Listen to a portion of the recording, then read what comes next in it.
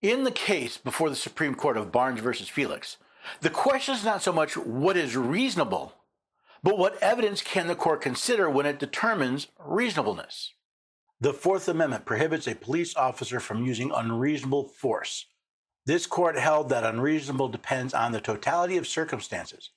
But four circuits, the Second, Fourth, Fifth, and Eighth, Cabin Graham, those circuits evaluate whether a Fourth Amendment violation occurred under the moment of threat doctrine, which evaluates the reasonableness of an officer's action only in the narrow window when the officer's safety was threatened, and not based on events that precede the moment of the threat.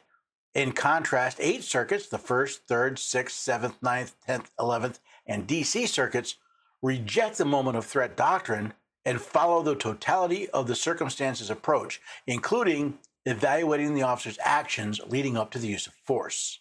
What standards should be used to evaluate law enforcement's contribution to a situation where force may be warranted? The question of use of force has been of particular interest to me for many years. In every state in the Union, a person has the right to use lethal force when there is an imminent threat of death or serious bodily injury to themselves or another innocent party.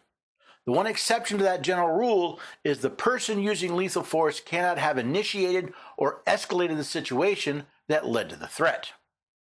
On an April afternoon in 2016, Ashtian Barnes was driving his girlfriend's rental car on the Sam Houston Tollway outside of Houston, Texas. That same afternoon, Officer Roberto Felix Jr. was patrolling for toll violations. Through no fault of Barnes, there were toll violations associated with the rental car's license plate, and Felix initiated a traffic stop. Felix asked Barnes for his license and the rental car's insurance paperwork. Barnes indicated that the paperwork may be in the trunk, and Felix instructed Barnes to get out of the vehicle. A dash camera recorded what happened next. The car starts moving slowly forward, and Officer Felix jumps onto the door sill of the vehicle. In the same instant, Officer Felix begins shooting inside the vehicle, striking Barnes twice. Officer Felix then holds Barnes at gunpoint until he bleeds to death in the rental car.